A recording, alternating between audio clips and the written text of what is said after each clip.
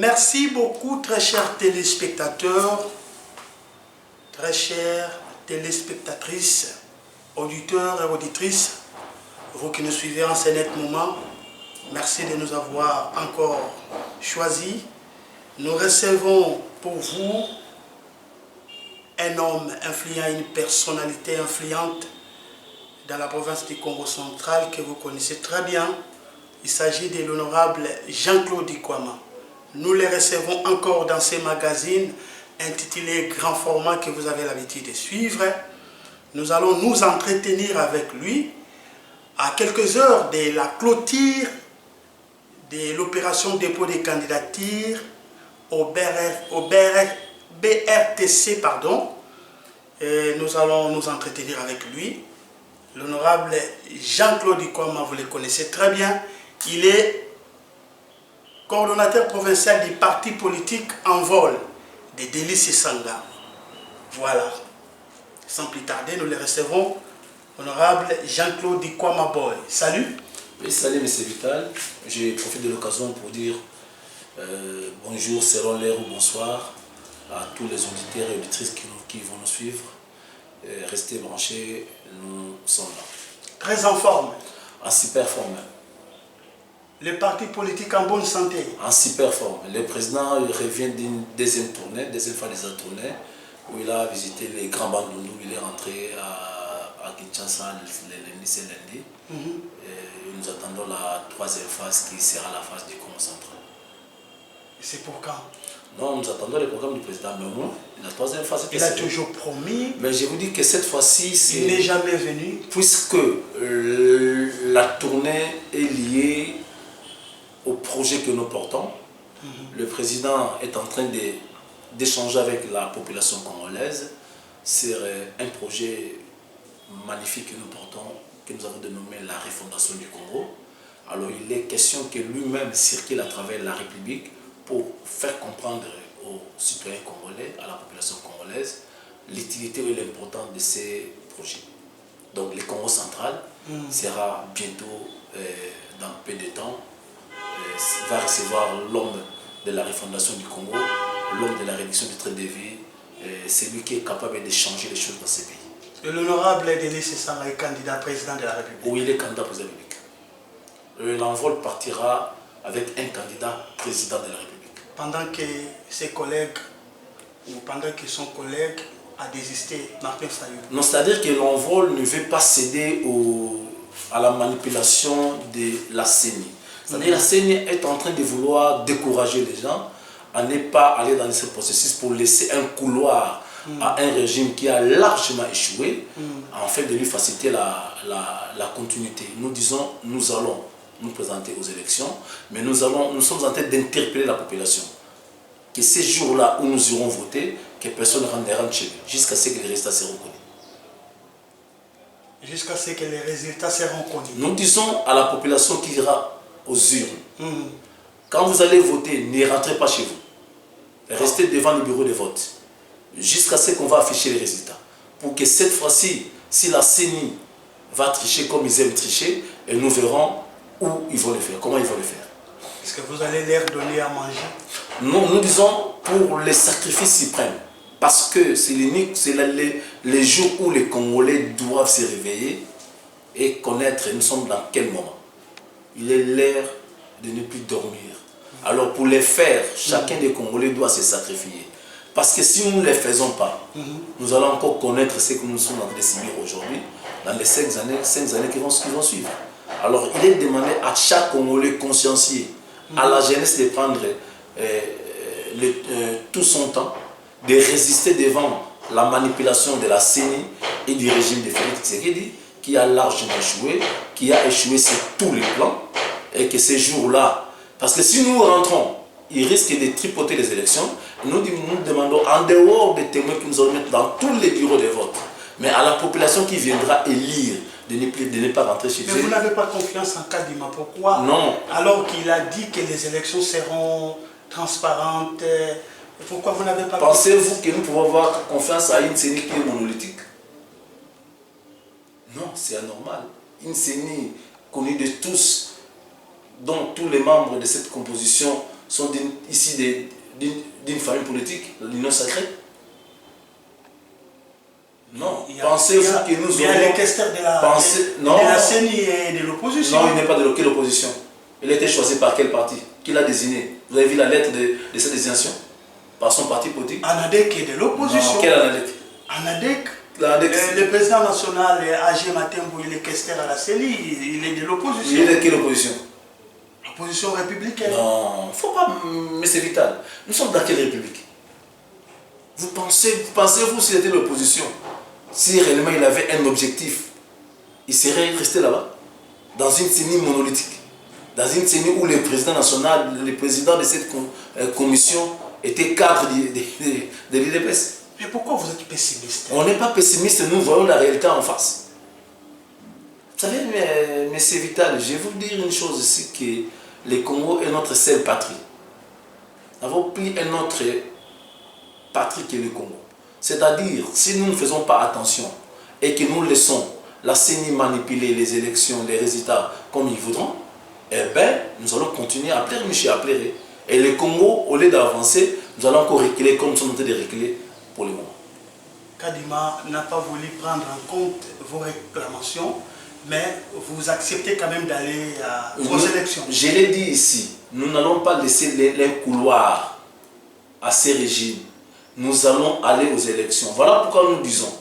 Et vous connaissez, avec vous, nous avons déjà lancé depuis longtemps, avant même de cette histoire de Kadima, nous avons lancé la lutte contre la fraude congolais, la fraude électorale. Voilà pourquoi nous invitons la population. Et nous allons continuer à inviter cette population les jours des élections. Après avoir voté, ne rentrez pas à la maison, restez devant les bureaux de vote. Jusqu'à ce qu'on va publier les résultats. Et nous verrons par quelle magie, par quels moyens ils vont tripoter. Voilà, merci beaucoup. Alors, jusque-là, les 4 leaders de l'opposition, vous êtes toujours ensemble ou bien il y a des gens... Non, on est ensemble parce que lorsque le point converge, c'est-à-dire on n'a pas formé une plateforme, non. Contrairement à ce que les gens pensent. Chacun est dans son coin, mais lorsque les idées convergent, on se met ensemble parce que l'intérêt, c'est pour la population congolaise. Alors, nous devons nous battre tous ensemble, mais cela n'empêche pas que chaque leader soit candidat à l'élection présidentielle. Pour nous, ce qui est plus important, que ces régimes n'aient plus même 30 secondes de plus. Nous avons appris que Matata Mponyo est convoqué par la justice. Ça ne nous étonne pas. Ils vont chercher le pouce sur les têtes des chauves. Ça ne s'étonne pas. Je ne dis pas que Matata Mponyo n'a jamais connu des forfaits. Je ne suis pas... Mais nous voyons comment ils sont en train de manipuler la justice. Lorsque le chef d'État lui-même a reconnu que dans le secteur de justice, il a échoué, vous voulez que je dise quoi? Oui, nous avons suivi que le chef de l'État a reconnu que la justice ne va pas bien au Congo. Mais puisque la justice ne va pas bien au Congo, quand est-ce qu'ils vont faire un travail sérieusement?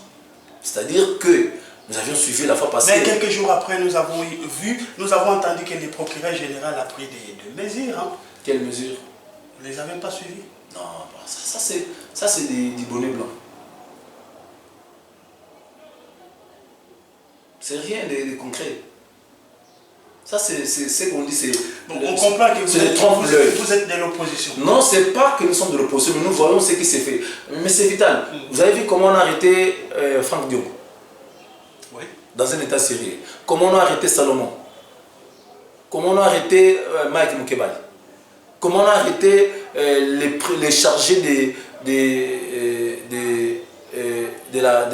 réseaux sociaux ou de la communication de Laurent Denis Sessama, qui a été arrêté, qui est resté 60 jours au poste de l'ANER, mais transféré à Makaf. La démocratie n'est pas égale à l'anarchie aussi. Non, qu'est-ce que vous appelez l'anarchie? Lorsque quelqu'un donne son opinion, il est anarchiste.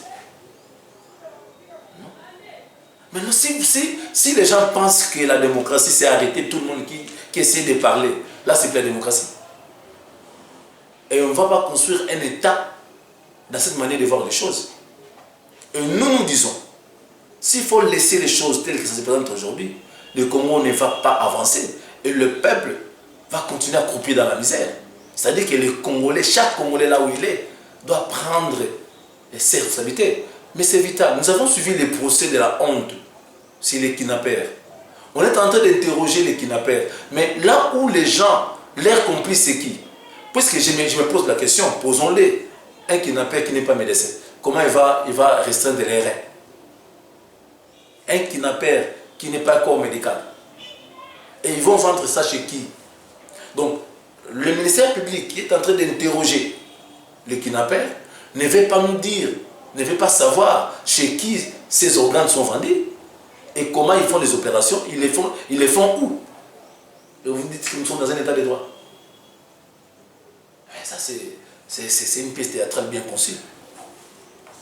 Peut-être que ça doit se faire d'une manière secrète. Non, quand ils ont tué, on a vu les organes, c'était secret.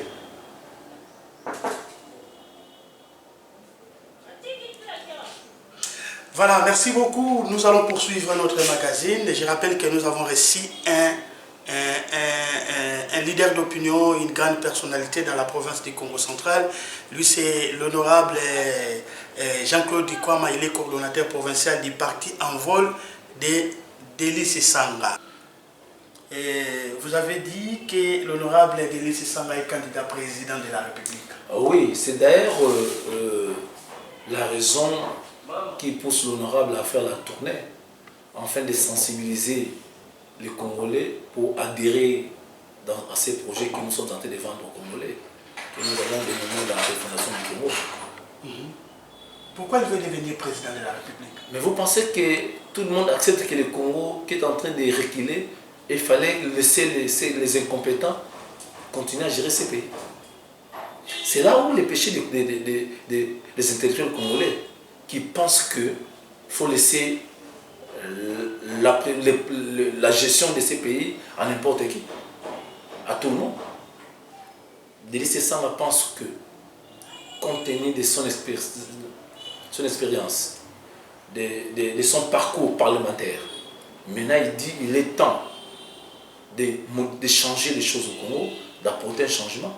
Voilà pourquoi. D'après vous, Délice Sanga est plus compétent que les autres. D'après vous, l'honorable Délice Sanga est plus intelligent que les autres. C'est-à-dire qu'il ne s'agit pas seulement de parler de l'intelligence. Il s'agit de parler d'une vision, d'un projet. Pouvez-vous me dire quel est le projet de l'actuel gouvernement? Quelle est la vision de l'Union sacrée? Pouvez-vous me le dire? Ils ont présenté quel programme? Maintenant nous disons, on ne vient pas au sommet de l'État comme si on faisait du tourisme. C'est ça qui viendra pour changer les choses et remettre les Congolais au travail, donner du travail aux Congolais, valoriser l'homme congolais et faire comprendre à d'autres nations que le Congo mérite respect. Est-ce qu'il a le poids politique? Le poids politique, est-ce que c'est qu'ils sont au pouvoir avec quel poids politique? Parce que c'est ça un parcours parlementaire que les autres n'ont pas. Un parcours parlementaire oui, que les autres n'ont pas. Non, ils n'en ont pas. Lorsque vous lisez, demandez aux députés s'ils sont conscients, vous diront, depuis 2006 jusqu'à ce jour, combien de députés ont été aussi excellents que c'est ça? Si nous voyons Jack Njoli, on peut voir Paix à son âme, Henri Thomas Lokondo qui est aussi brillant. On peut citer 2 ou 3 ou 4 seulement, c'est les 500.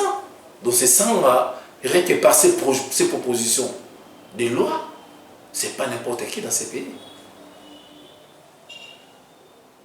C'est pas n'importe qui. Mais Félix Tshisekedi, c'est son frère. Pourquoi il a quitté? Non, le Congo n'est pas un problème de familiarité. C'est l'intérêt du Congo qui nous importe tous. Pourquoi il a quitté? Il a quitté Félix Tshisekedi. Mais il fallait toujours continuer à suivre quelqu'un qui n'a pas de vision. Vous savez. Là, selon vous? Non, selon vous, Félix n'a pas de vision? Mais quelle est sa vision du Congo? D'abord. Mais c'est quoi? Ça se résume en quoi? Ça se résume en quoi? Peut-être que vous pouvez m'aider, puisque moi je ne comprends pas. Aidez-moi à comprendre c'est quoi le peuple d'abord. Aidez-moi à comprendre quelle est la vision de l'actuel chef de l'État. Il a promis de faire les Congo, l'Allemagne de l'Afrique. Heureusement que nous sommes déjà venus d'Allemagne avec. Heureusement que nous sommes déjà venus d'Allemagne. Non, c'est un projet à long terme. Ah oui. Ah oui. Un projet à long terme où on n'a pas encore commencé. On le fera, on va commencer quand? Moi, je sais ce que je reconnais de ces régimes qui nous ont donné beaucoup de promesses. Aucune de ces promesses a été réalisée. Je sais que depuis plus de 300 jours, Kibounagan est entre les mains des M23. Je sais que depuis plus d'une année, l'état de siège n'a jamais produit, n'a jamais donné un bon résultat. Je sais qu'aujourd'hui, le dollar est échangé à 260 000, 2600 pour $1. Je sais que les fonctionnaires ont un salaire maigre. Ça, je sais. Je sais qu'il y a de l'insécurité partout, en dehors de l'Est, partout de l'insécurité. Alors, si vous me dites le contraire, prouvez-le-moi, par les actes. Voilà, merci beaucoup. Comprenez que nous avons réussi un opposant. Alors, on va poursuivre notre entretien. Honorable, à quelques jours ou à quelques heures de la clôture du dépôt des candidatures, nous venons d'être à la CENI où nous sommes entretenus avec les chefs d'antenne de la CENI. Il nous dira qu'aucun candidat n'a déposé, disons, sa candidature. Qu'est-ce que vous attendez, vous, de l'envol pour déposer? Maintenant, nous allons déposer les candidatures, nos candidatures. La date limite, c'est le 15, non? Oui. Alors, mais pour lui, pourquoi il est pressé? Pourquoi il est pressé? Il va s'inquiéter les 16 pour dire que personne n'a déposé la candidature. Tant que nous ne sommes pas arrivés les 16, pourquoi il s'inquiète?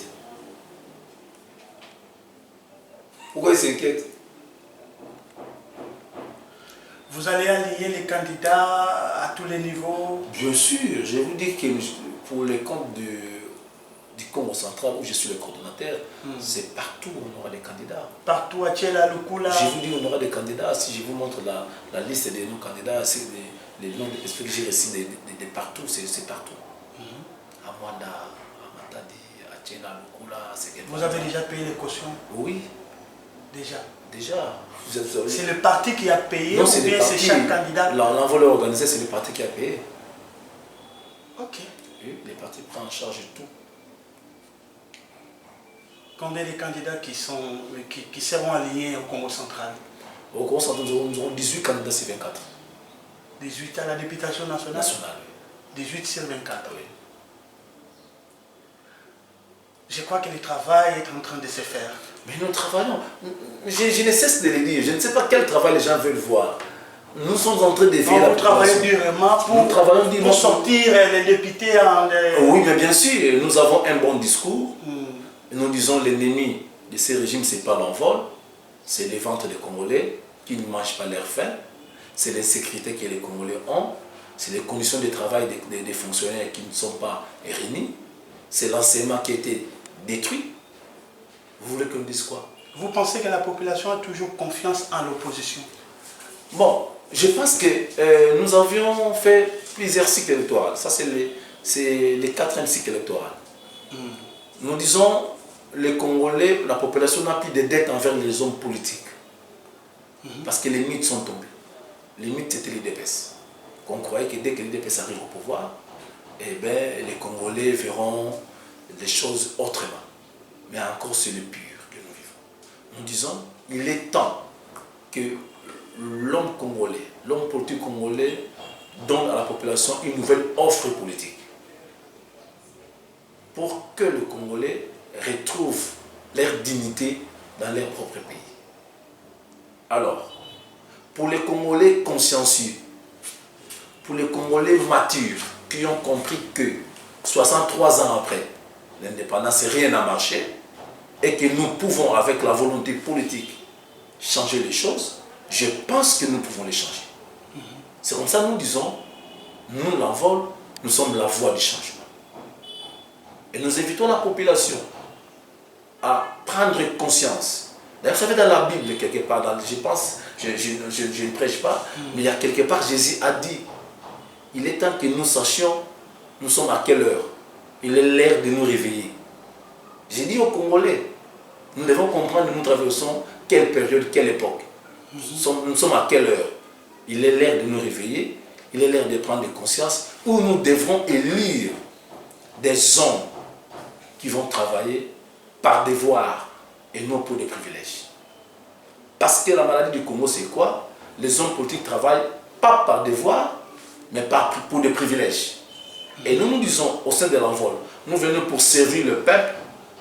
Voilà pourquoi nous luttons depuis des années contre la réduction des trains de vie. Nous pensons que les trains de vie des Congolais, les plaisirs des citoyens et les trains de vie des institutions, il n'y a pas photo. C'est entre le jour et la nuit. C'est anormal dans un État, dans un pays, où un enseignant a moins de 300 $, qu'un député gagne 21 000 $. Non. Nous disons, c'est anormal. C'est anormal dans un pays où les fonctionnaires, les infirmiers, les médecins n'ont pas un salaire important, que les cabinets des ministres soient pléthoriques.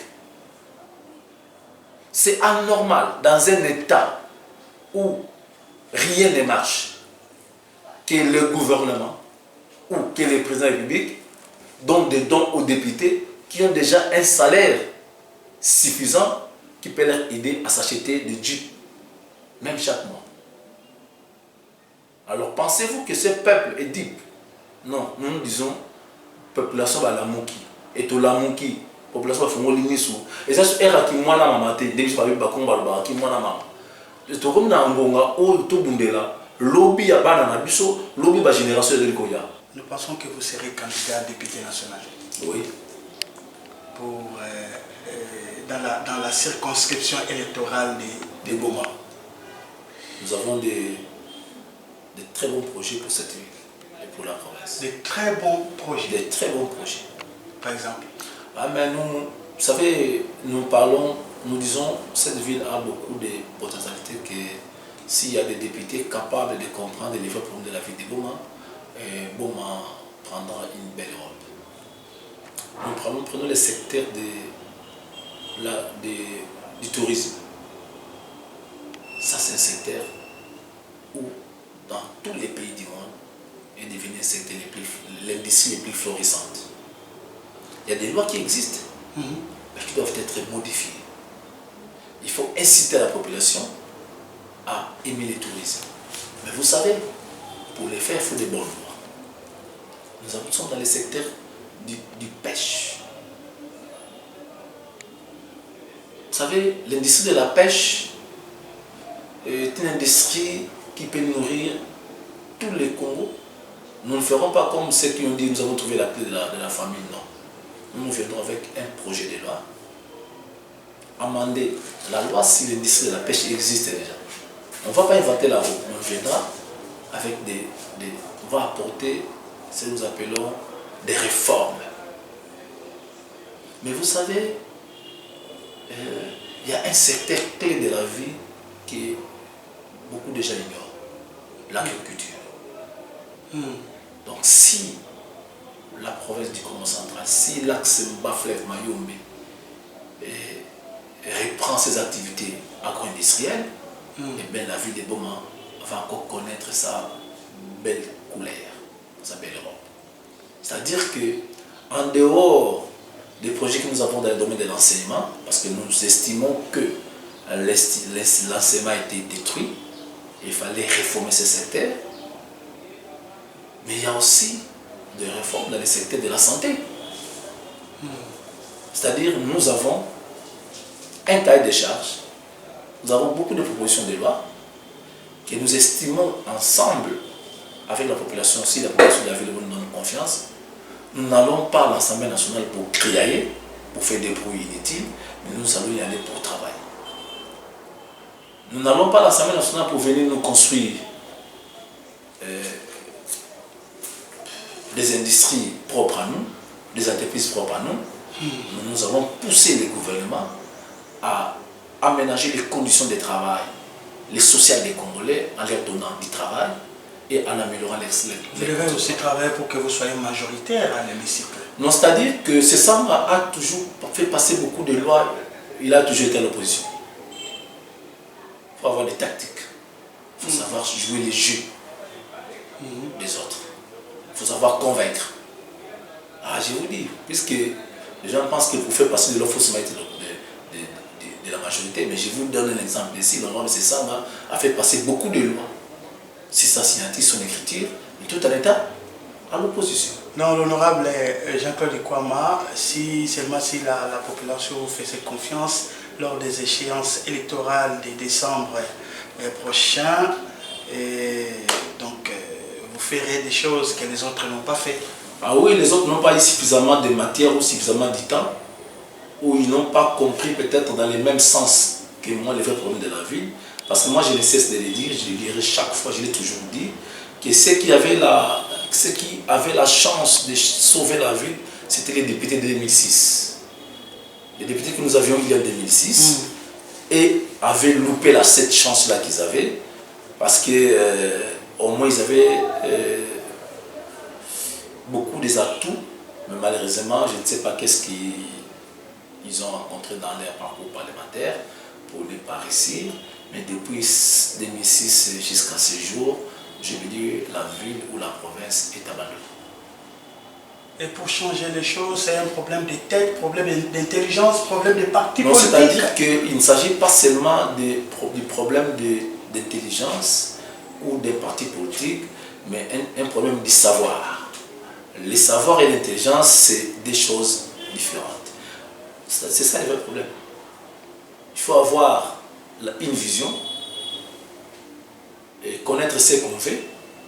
Et lorsqu'on fait, on paie. Donc la population boumatracienne sera fière d'avoir l'honorable Jean-Claude Kwama comme député national. Je vous l'ai dit, si le Seigneur nous aide, nous donne les moyens, les atouts, et que la population nous accompagne, nous donne cette chance-là. Nous n'allons pas y aller pour aller applaudir seulement les autres, mais nous devons aller pour travailler durement afin de changer cette vie, d'apporter une nouvelle pierre, parce que cette ville est restée longtemps dans cette situation chaotique. Cette ville a beaucoup régressé. Cette ville qui avait connu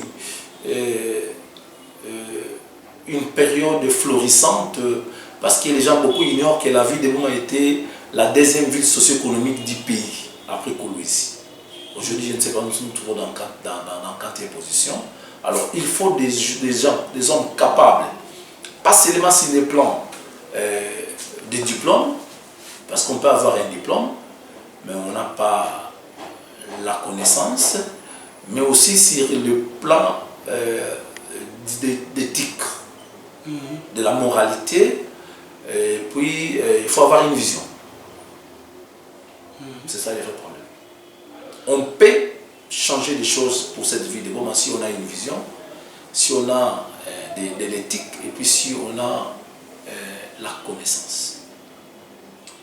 Honorable Jean-Claude Kwama, c'est un homme dément, c'est un homme influent, populaire, on les connaît, vous êtes très intelligent, vous êtes capable. Mais est-ce que votre colistier est aussi populaire comme vous? Ah oui. C'est-à-dire que dans tout ce que nous faisons, moi je me dis, la popularité... Parce que l'élection c'est un problème aussi de seuil. Hein? Ah oui, la popularité. C'est-à-dire les seuils au niveau national, c'est pas pour la ville, pas pour la province, c'est au niveau national. Les seuils qui fait un peu défaut, c'est les seuils au niveau provincial. Mais nous avons dit que nous allons aligner des députés, des candidats partout. Et nous allons y travailler sérieusement, mais aussi nous avons un discours. Ce qu'il nous faut, c'est l'éveil de la conscience. C'est conscientiser cette population à prendre de très bonnes décisions. Et cette décision, ils en prendront que le 20 décembre. C'est le seul jour où cette population aura les droits de veto. Où cette population aura son pouvoir, va exercer son pouvoir de souverain primaire. Alors si on ne le fait pas avec beaucoup de conscience, si on le fait parce qu'il faut seulement aller remplir les devoirs civiques, là on va demeurer dans le pleur. Mais nous disons à la population congolaise, à la population de la ville de Bouma, à la population du Congo central, les jours de l'élection, il faut y aller avec conscience, avec détermination, avec engagement.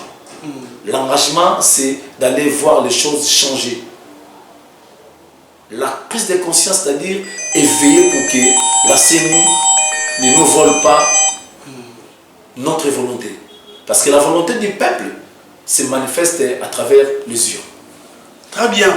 Alors, nous allons finir avec l'honorable Jean-Claude Ikwamala. Nous allons parler de la ville de Boma. Nous allons également parler de la province du Congo central.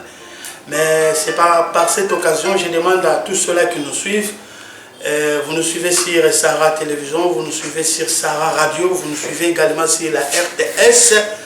Nous vous demandons de vous abonner sur notre chaîne YouTube Vital Mabiala officiel.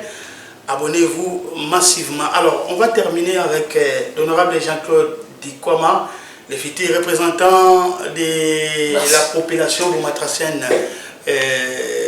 au niveau de l'Assemblée provinciale, l'Assemblée nationale.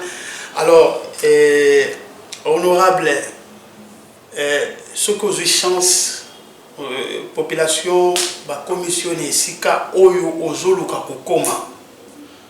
Démarche n'a eu à l'ibosser et Gozalani. Non, c'est-à-dire que, merci pour la moutona. Démarche n'a eu à l'ibosser, c'est vrai que le projet de loi est ébélé. Mais démarche n'a eu à l'ibosser et aller dans le secteur du tourisme. Loi l'ibosser. Il y a mis balé Gozala. Maramba au bout de la porte, c'est-à-dire que parce que Batbalingi Mingi car relance l'activité portière. Monsieur Vital, le problème du port fait partie du quotidien des Boumatraciens. Le port a été construit pour l'exportation. Et c'est même le port de Boma est même l'existence de la ville de Boma. Ouais. C'est vrai, nous allons y travailler. C'est un problème qui voudrait que le gouvernement central puisse mettre la main dans la pâte pour rendre le port de la ville de Boma et de Matadi compétitif. Là aussi c'est un problème. Mais le port, pour que cela soit compétitif, on doit d'abord changer l'équipement, donc la manutention, qui est vieillissante, mais aussi il faut travailler dans les secteurs agro-industriels parce que c'est l'agriculture peut aider le Congo à émerger rapidement. Si les activités de Mayombe dans le secteur agro-industriel reprenaient son élan normal, je pense que l'exportation va reprendre normalement. Là, c'est un problème qui est pendant. C'est les quotidiens, c'est la vie au quotidien de chaque jour des Boumatraciens. Nous allons aussi tourner notre regard là-dedans. Mais sauf que nous avons notre première démarche, c'est le secteur du tourisme et puis il viendra le secteur de l'éducation. Cette éducation, il faut un observatoire de l'éducation. L'éducation a été détruite, est en train de se détériorer davantage. Alors il faut qu'il y ait des réformes dans ce secteur.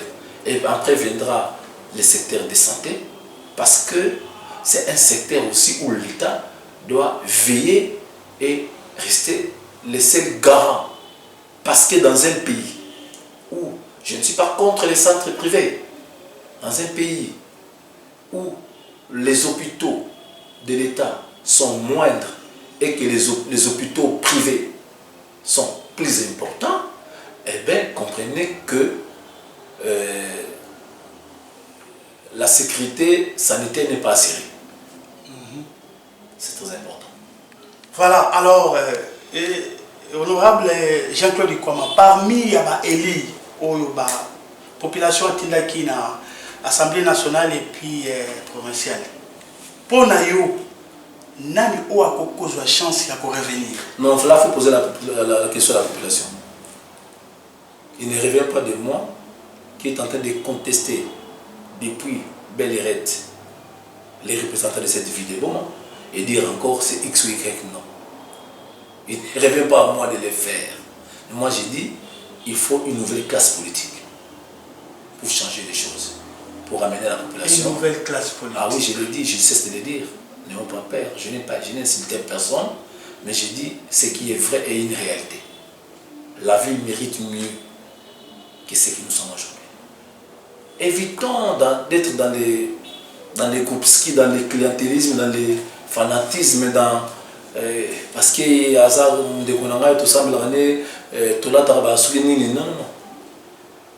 Dites-vous, moi je pose la question aujourd'hui à ceux qui soutiennent les gens qui ne font pas bien leur travail. Est-ce qu'ils prennent le temps, ne fût-ce que 30 minutes, de faire des études, d'évaluation, des bilans, on doit soutenir. Ceux qui appellent ça bien. Mais regarde autour de toi, la population vit comment? Or, si la majorité amène une bonne vie, eh bien la minorité ne va même pas beaucoup souffrir. Mais dans ces pays où la minorité, il y a une petite tranche de la population qui vit mieux, et la grande partie de la population vit dans la misère, vous dites que vous avez réussi. Vous êtes porte-parole. On vous a donné mandat. On vous a donné une mission par la population, par le peuple, et que vous ne soyez pas capable de satisfaire cette population, vous dites-vous intérieurement que vous avez réussi. Non, à un moment donné, il faut que l'honnêteté intellectuelle nous pousse à dire que j'ai échoué. Essayons de cultiver cette mentalité de reconnaître que j'ai échoué. Au lieu de forcer, de tromper la population, que vous avez réussi alors que vous êtes conscient que vous avez échoué. Donc il ne revient pas plutôt à moi de dire qui parmi eux mérite d'accord de revenir. Il revient à la population. Nos députés qui se lancent dans des actions de générosité, c'est quand même une bonne chose. Non, moi je ne suis pas contre ça. Mais j'ai dit, on ne peut pas rester dans un état où il n'y a que des faiseurs du bien. C'est l'État qui fait du bien aux autres, à la population. Ce n'est pas les individus. Mais c'est vital, c'est sérieux.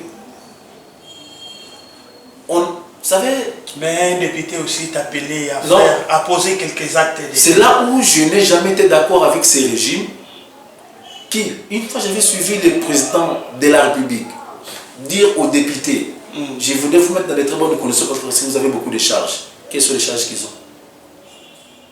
Mais ils ont des proches collaborateurs. Des proches collaborateurs. Ils ont des bases. Ces proches sont des centaines. Ah, si vous avez ils ont des fondations, des associations. Des fondations, ils cotisent. Des gens qui les soutiennent. C'est-à-dire quelqu'un qui est dans une misère, il va pour des fondations pour cotiser. Vous les rationnez davantage. Vous dites que vous êtes faiseur de bien. Est-ce qu'il faut rester dans un état où parce que Michel, pardon Vital, si la population vivait une bonne vie et que les travailleurs avaient un bon salaire et que le social des Congolais était bien entretenu, vous verrez les gens dans des fondations. Les gens y vont parce qu'ils passent que les jours à Ozamana ne peuvent s'aspirer. Mais ces fondations ont apporté. Bon, je ne suis pas contre ces fondations. Les gens diront qu'il y a des gens fondation. Mais dites-nous, ces fondations ont proposé quoi aux initiateurs de ces fondations en termes de projets, en termes des actions qui peuvent booster toute la ville? Ou sinon, c'est une association de gens qui se retrouvent, après ils se partagent des bouteilles de bière et des coca et un verre de riz. Ils disent que nous soutenons, nous sommes dans la fondation. Ou sinon porter les polos. Nous pensons qu'il revient au gouvernement, à l'État congolais, de mettre les citoyens congolais dans de très bonnes conditions de vie pour que nous ne soyons pas des commandeurs. Ce n'est pas normal de vivre dans un pays où tout le monde est mendiant. Je n'ai pas incité les gens, mais c'est le gouvernement qui nous pousse à croire que sur la Kabila 2000 francs, nous tournons ensemble, à comme une boss, à comme une leader. Et ces 2000 francs là, tu auras ça peut-être une fois à l'intervalle de 6 mois. Ou une fois par an, où tu auras ça lorsqu'il y a action. Mais est-ce que les pays doivent vivre comme ça? Honorable, vous avez aussi une association qui vous soutient. Moi, non, moi je ne suis pas mauvais. Je ne dis pas que c'est mauvais. Mais je dis quelle est la conception lorsqu'on met en place une fondation? On vise quoi? On vise à s'attacher de de la bienveillance des membres qu'on a recrutés, où on vise le développement de ces membres-là. Alors, si on vise le développement de ces membres-là, quelles sont les actions qu'on a posées qui peuvent entraîner la vie des Goma, toute la vie? Parce que lorsque vous créez des emplois, vous n'allez pas prendre seulement les membres de votre fondation. Or, je ne vois pas quelqu'un créer un emploi où il va recruter 500 personnes, 1000 personnes. C'est l'État congolais qui paie. Il y a des fondations qui sont là pour l'encadrement des jeunes, il y a des fondations qui sont là pour le développement de la ville. On voit des fondations, il y a des gens, des associations qui font construire, disons, des escaliers, des pompes, des escaliers. Ils sont déjà dans le développement. Je suis très content que les gens réfléchissent, que les gens pensent que. Mais ceux qui parlent ça, comme là, on prend le développement, c'est pas mauvais. Le développement, c'est construire des escaliers. Le développement. Je me moque de. Le développement, il faut être dans l'escalier. Aussi, après, écoute, Sangisi, aussi, Simon, Boaki, Mabanga, Kayas, Balotu, Bakayas, le premier mois, Bossé, Sima, Bagba, les Gaga. C'est-à-dire que les gens, ceux qui passaient là avant ne passaient pas ce qu'ils ont. C'est-à-dire que nous, je ne suis pas contre ce qu'ils font. Ils ont facilité la difficulté, mais c'est ça l'essentiel d'une mission qu'on a donnée à un député. Là, ton escalier, il y a ce qu'il a dit, ce qu'il a dit, 10 échelles.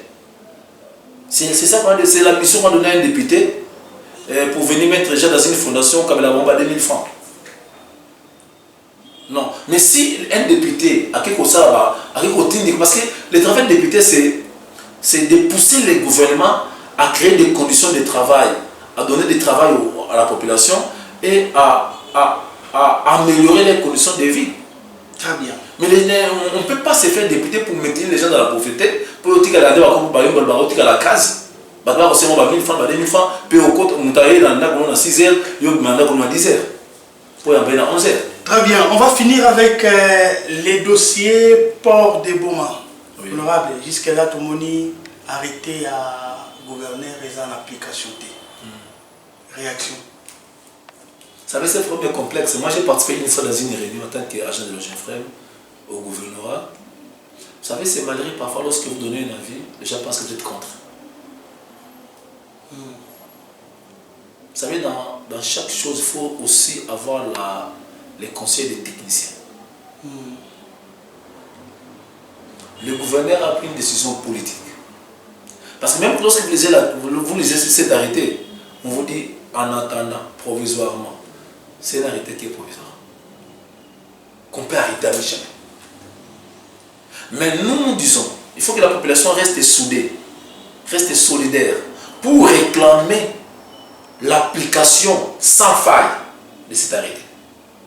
Et mettre le gouverneur devant ses responsabilités. Parce que lorsqu'on est gouverneur d'une province, on ne peut pas accepter qu'il y a des équilibres dans une ville et dans une autre que les gens vivent mieux. Alors qu'on a les pouvoirs, on a les moyens matériels, juridiques, politiques, financiers pour l'effectivité de cet arrêté. C'est le problème.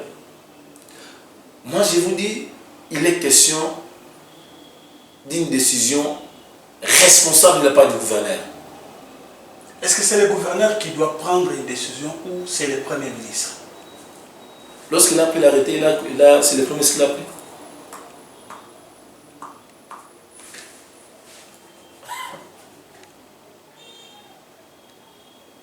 Lorsqu'il a pris l'arrêté, c'est le Premier ministre qui l'a pris.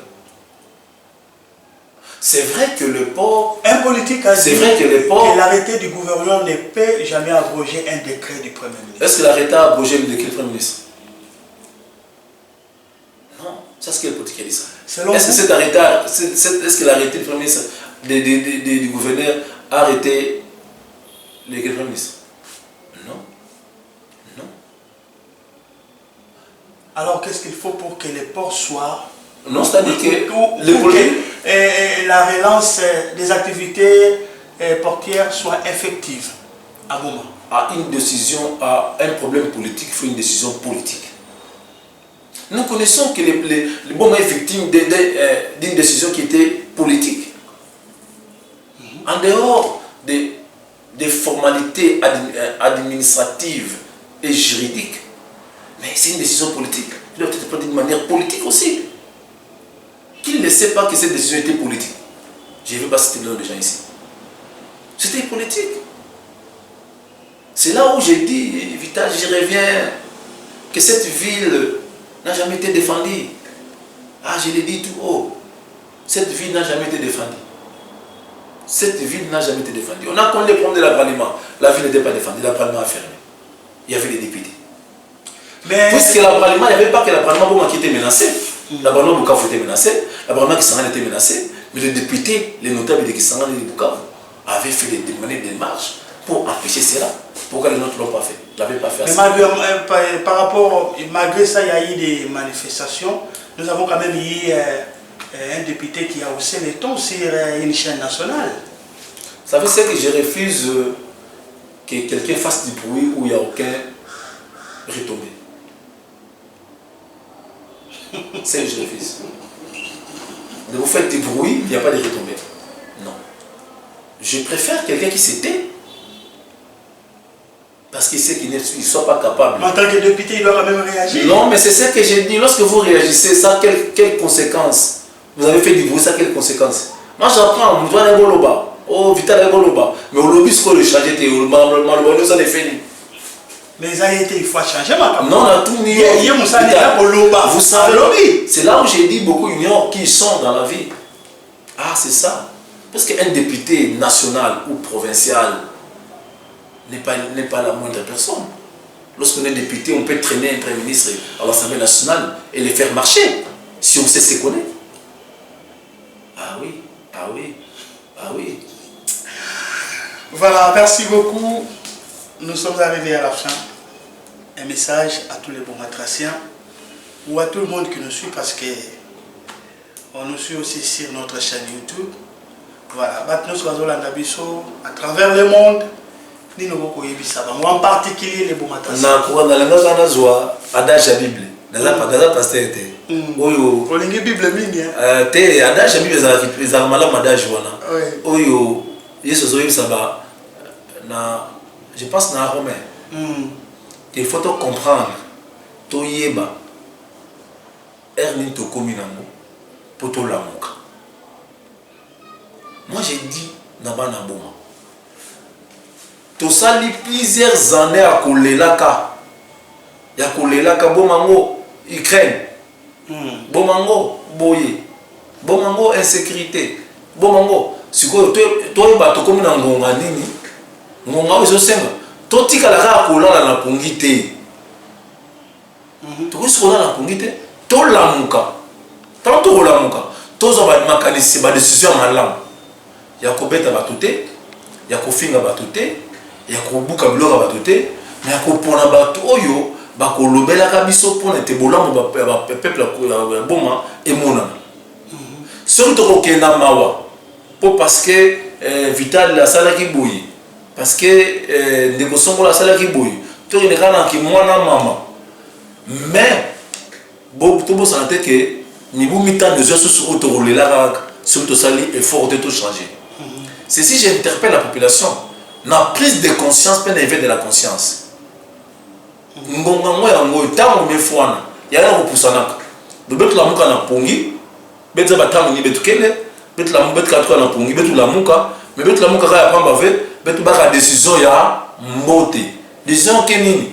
Eke kupanza biyo ba tuve, kufinga ba tuve, kufwa ba tuve, kuiba bimanga na ve, mais kupona maponami kupona mutu ina ke kwenda nwandi na pasi na yange ke kupona mutu ina avec ba pesa nge 2000 francs kana ne plus atala beno beno tena mingi bele 2000 francs manima kupona mutu veke vingila nge kufua sans subila nge kela kupona mutu veke nge vingila nge kama na hôpital ça fut la nge wani mbive kufutla mutu mbongo ya bakisi mais kana ngana kisabu kana ngana lozungu mbote ngere vingila mutu kufutla mbongo kisi ngere vingila mutu subila pa yange cercueil.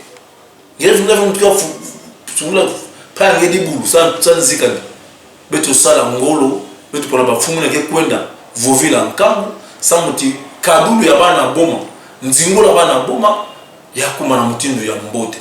Sa beto lemba, kwenda kadilaka, ngozo naka muimbo ke imlaga sakulu Kongo, beto mekondo kazi. Nikanda umeza ngakazi. Beto na kazi ve. Alombanda tango soda bakazi ya mefwa. Merci beaucoup, chers téléspectateurs. Vous nous avez suivis sur Sarah Télévision, sur Sarah Radio, sur la RTS 95.0 et aussi sur YouTube. Nous avons reçu pour vous une grande personnalité de la province, coordonnateur provincial du parti en vol, les représentants de l'honorable Délice Sanga au Congo central. Il s'appelle l'honorable Jean-Claude Dikwama Boy.